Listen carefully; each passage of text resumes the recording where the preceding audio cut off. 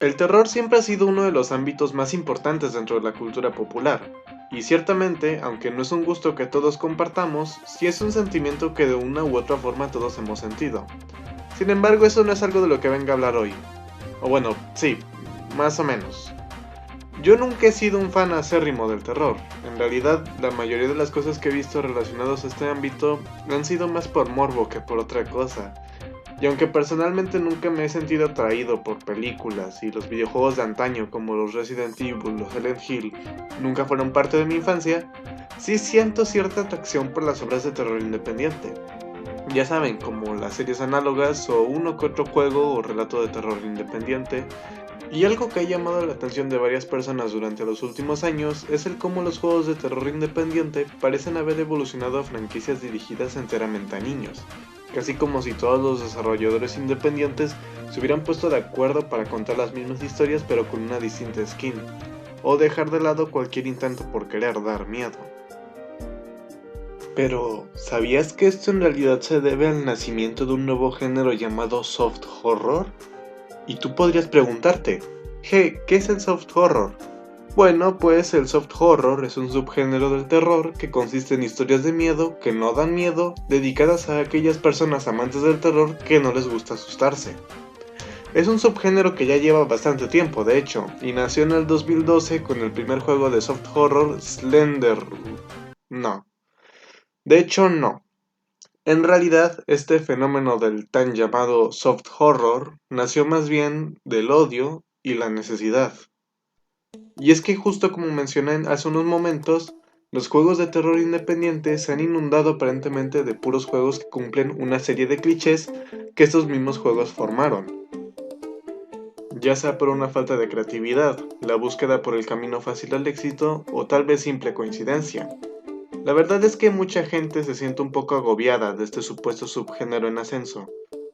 Probablemente si entraste a este video es porque ya has visto aunque sea alguno de los muchos videos que explican el soft horror. Ay no, son bien poquitos. Bueno, en realidad, y aunque para algunos no lo parezca, el tan llamado soft horror no es un subgénero oficial. De hecho, ni siquiera hay una definición oficial y las que suele dar la gente no son precisamente convincentes, o al menos a mí no me satisfacen del todo. De hecho, por más que le busqué, parece que es un concepto que ni siquiera existe dentro de la comunidad anglosajona, y hasta parece exclusivo de Latinoamérica y algunos españoles. De hecho, ninguno de los juegos supuestamente soft horror se catalogan a sí mismos como parte de ese género, y prefieren optar por otros ya establecidos. Pero entonces, ¿por qué un supuesto subgénero en ascenso parece tener tanta presencia dentro de la comunidad hispanohablante y ni un pío dentro de la gringa? Bueno, como dije hace unos momentos, el soft horror nació del odio y la necesidad, y todo comenzó con el odio. La salida y posterior boom de Poppy Playtime en 2021 hizo que mucha gente se percatara de una especie de ciclo que se repetía con cada juego de terror independiente que se hacía popular. Los monstruos coloridos, la historia supuestamente profunda y misteriosa, y la nula búsqueda de dar miedo. Casi como si todos estos juegos fueran hechos por la misma persona. La gente se cansa, y el inesperado éxito de Poppy Playtime, inesperado para los espectadores, provocó una oleada de odio hacia este y prácticamente cualquier juego que se le pareciese, que no eran pocos.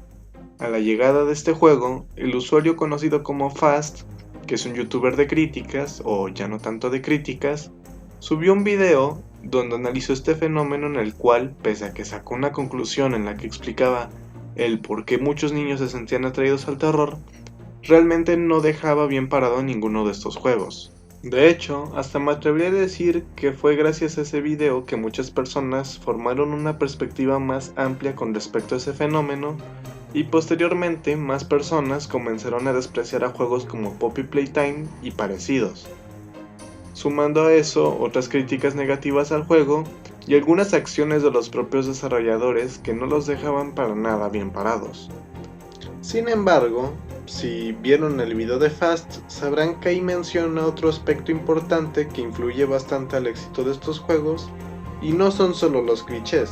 Los que influyen en gran medida al éxito de estos juegos son los youtubers. Y ciertamente dentro de la plataforma existen varios youtubers que se centran en esta clase de contenidos y dependen de estos juegos para mantener sus canales activos, puesto a que a eso se dedican. La verdad es que el constante odio a estas franquicias populares a las que se les puede sacar mucho provecho no dejaban del todo bien a los que se dedican a hablar de esto. Bueno, ahí lo digo como si estos usuarios perdieran miles de vistas por mencionar el juego o algo así, cuando realmente era lo contrario. Aunque en su mayoría los que ven esos videos son niños. Unos meses después de que Fast sacara su video, un youtuber bastante conocido por la comunidad de Five Nights at Freddy's llamado Bunny subiría a su canal un video hablando del mismo fenómeno, pero desde otra perspectiva. Mientras que Fast mencionaba y criticaba la forma en la que muchos de estos juegos buscaban replicar las cualidades positivas del juego exitoso de turno, Bunny decía que en realidad esto no se debería a una pérdida de creatividad, sino que surgió un nuevo subgénero del terror que cumplía con ciertas características y era debido a esto que muchos de estos juegos se parecían, bautizando a este mismo como el soft horror. En sus propias palabras, los juegos de soft horror son juegos que buscan ser de terror, dirigidos a gente que se quiere integrar en el terror. Pero, ¿de verdad ese es el caso? Unos meses después, otro youtuber también bastante conocido dentro de la comunidad subiría su propio video hablando del soft horror, también con sus diferencias, y he de decir que personalmente no me gustó para nada la forma en la que trató el tema. Y también es probablemente el ser humano que más abusa del concepto del soft horror. Así es, hablo del youtuber Profesix.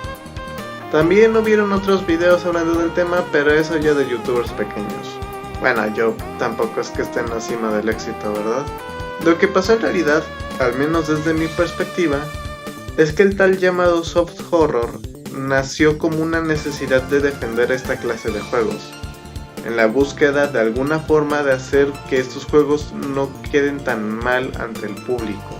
Al final, el concepto del soft horror sirve para que estas producciones de terror supuestamente dirigidas a niños tengan una razón de ser, aunque tampoco creo que sea el caso. Para abarcar el tema hay que formularse otra pregunta. ¿Estos juegos están dirigidos realmente a niños? La verdad es que no creo que sea tanto el caso. Y es que aunque muchos lo digan, la verdad es que el enfoque de estas producciones es netamente comercial. Aunque podrían argumentar que ese siempre será el caso con cualquier producción, y tal vez podrían tener razón, no deja de ser un tanto perturbador la forma tan cínica en la que parece que esos desarrolladores buscan tomar provecho de su público. Algunas personas llevan esto del soft horror a otro nivel, asegurando que de hecho ya existían películas de soft horror tal y como Coraline, Monster House, Paranorman, entre otros. Y bueno, no creo que podrían estar más equivocados. En realidad, estas producciones forman parte de un subgénero del terror conocido como terror infantil, el cual ciertamente no es el mismo al soft horror. Para empezar, porque el terror infantil es un subgénero que sí existe, además de que las producciones de terror infantil son hechas bajo el enfoque de ser perturbadoras para los más pequeños, sin realmente buscar ser traumantes o mostrar cosas turbias de forma tan explícita, cosa que no sucede para nada en los mayores exponentes del tan llamado soft horror. En Poppy Playtime, por ejemplo, se nota una constante búsqueda por ser perturbadores, además de que a eso se le agrega el trasfondo tan perturbador que tiene el juego. Lo mismo ocurre con Five Nights at Freddy's, que pese a que nunca fue una franquicia tan explícita, también contaba con un trasfondo más oscuro y los primeros juegos sí buscaban dar miedo. El hecho de que estas producciones atraigan a los niños no significa que sean para niños. Sonic.exe, por ejemplo, es una creepypasta que asusta solo a los niños, pero no es para nada un relato para niños. Eso se debe a la pésima escritura de esa creepypasta y sus variantes, no tanto a que haya sido intencionada originalmente para un público tan joven. La verdad es que la razón por la que existen tantos juegos de estos es porque siguen una fórmula que funciona y que garantiza el éxito. Se trata de una moda, no de un subgénero.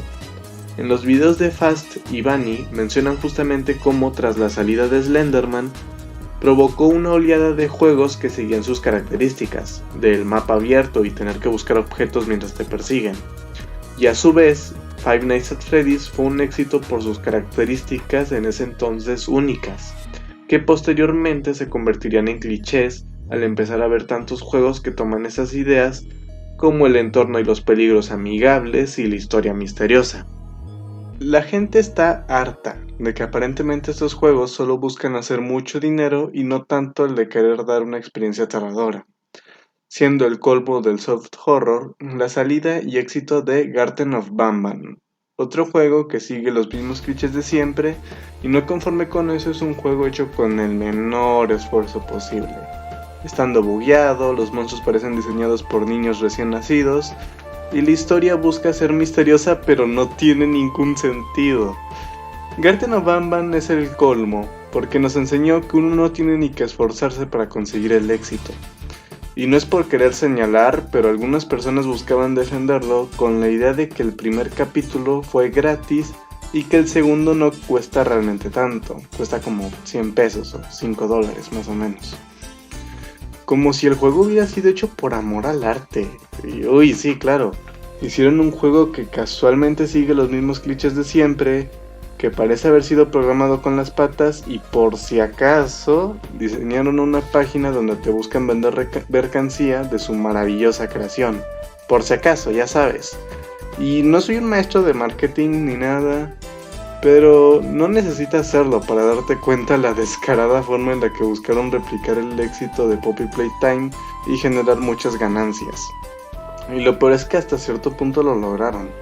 Bueno, no sé qué tan bien les haya ido en la venta de mercancía, pero el hecho de que sigan desarrollando más capítulos me da un indicio. Y es chistoso porque posterior al capítulo 1 de Garten of Banban, los Euphoric Brothers, los desarrolladores, lanzaron en su canal un video en el que hablaban del desarrollo de este tremendo juegazo, en el que mencionan de forma casi sorprendida el hecho de que de todos los juegos que han hecho, casualmente el que sigue los clichés del tan llamado soft horror fue el más popular y exitoso. Tan sorprendidos que por si acaso crearon una página para vender mercancía desde antes de siquiera sacar el juego. Ya sabes, por si acaso. Creo que al final lo que se puede entender es que el tan llamado soft horror no es nada más que una forma de excusar la mediocridad de desarrolladores hambriados que buscan el camino fácil. Además de que, al menos a mí, me parece un término que podría ser hasta ofensivo.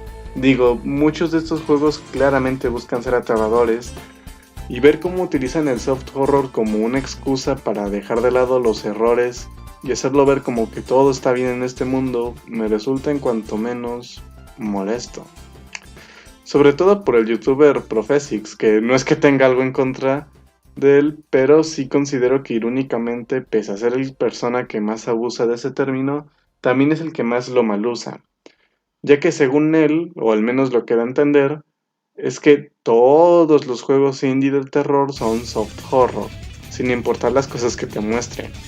Según él, Doki Doki es soft horror, y bueno, yo ciertamente no creo que Doki Doki sea el juego más aterrador de la historia o algo así, pero ¿de verdad ustedes creen que un juego en donde se habla de la depresión te muestra de forma explícita a una niña ahorcada y a otras dándose en tu cara es terror de chill? Y lo mismo con esa manía de hacer comparaciones, aunque bueno, esto no es tan problema tanto de Profesix sino de muchas personas en general. Las comparaciones suelen ser mal usadas por muchas personas para distintas cosas, ya sea evidenciar que algo o alguien es mejor que otro, o en el caso de Profesix con el soft horror, decir que todos son lo mismo y que si te gusta uno te tienen que gustar todos, cosa que me resulta también bastante desagradable, ya que muchos de estos juegos buscan ser diferentes y simplemente simplificarlo todo y meterlos a todos en un mismo saco para decir que todos son iguales y todos están bien, me da más la idea de que se están despreciando indirectamente las diversas ideas de estos juegos y no tanto de que estemos presenciando el maravilloso nacimiento de un nuevo subgénero. Irónicamente, ya que la idea del soft horror nació para defender a Poppy Playtime y a similares, y no tanto para dejar a todos los proyectos de terror independiente como proyectos mediocres, cuando claramente no es el caso. Que yo sé que mucha gente puede sentir feíto cuando escucha la palabra mediocre, pero es que mediocre es la palabra que mejor califica a muchos de estos juegos, no es por tirar hate. Todo este tema lleva mucho a pensar que el terror ha muerto, o cuanto menos que el terror independiente lo hizo. Y no creo que sea tanto el caso. De hecho, aunque los videojuegos independientes parecen haberse estancado en estos clichés, cosa que es un poco debatible, otros medios como las series de terror independiente parecen estar en furor, y los videojuegos no es que se hayan estancado. De hecho, incluso me atrevería a decir que a día de hoy existen más proyectos independientes que genuinamente buscan generar atención a juegos como Poppy Playtime o Garten of Banban. Lo que da esa sensación de que todos son lo mismo es el hecho de que esta clase de juegos son los que reciben mayor recepción y ocupan más espacio en internet que los que sí buscan ser aterradores. Hay todo para escoger, solo hay que saber buscar. Y con respecto a los soft horror, ¿algún día morirán? ¿O acaso, como menciona Profesix en su video, es un subgénero que llegó para quedarse? Bueno, como mencioné en algún punto medio del video, el tan llamado soft horror es en realidad una moda, y ya sabemos qué pasa con las modas, evolucionan o son reemplazadas por modas nuevas. Yo considero que Garten of Banban fue el colmo del soft horror, mas no creo que sea el último juego que veamos de ese estilo. Siempre y cuando esta fórmula siga funcionando, seguirán habiendo, y no será sino hasta que aparezca un juego que rompa los esquemas, que ahora estos clichés del tan llamado soft horror se dejarán de lado y la nueva moda se convertirá en los nuevos clichés. Así funciona, aunque no creo que pase tan así, puesto que difícilmente aparecerá un juego que rompa todos estos clichés y que se vuelva tan popular como Poppy Playtime o Five Nights at Freddy's. Ya se demostró que lo más importante para el éxito de estos juegos es el alcance que pueden llegar a tener, y un juego que remueva todos esos clichés la tendría difícil para tener todo ese alcance y reemplazar esta moda. Además de que dudo mucho que de la noche a la mañana todos se olviden de estas franquicias y todo lo que se les parezca fracase. Garten of Banban ya nos demostró que no hay ni que esforzarse y siempre y cuando sigas estos clichés tendrás el éxito. Además de que, por ejemplo, Sonic.exe fue una basura y aún así a día de hoy siguen saliendo muchos juegos y variantes del relato de Sonic.exe. Así que sería casi imposible que el tan llamado soft horror pase al olvido, ya que es algo que funciona, y los clichés existen porque funcionan hasta que sean reemplazados por nuevos clichés y así seguir el ciclo. Pero bueno, eso ya sería todo. Dice mi mami que si le pueden dar like al video. Recuerden que el agua moja y G se despide.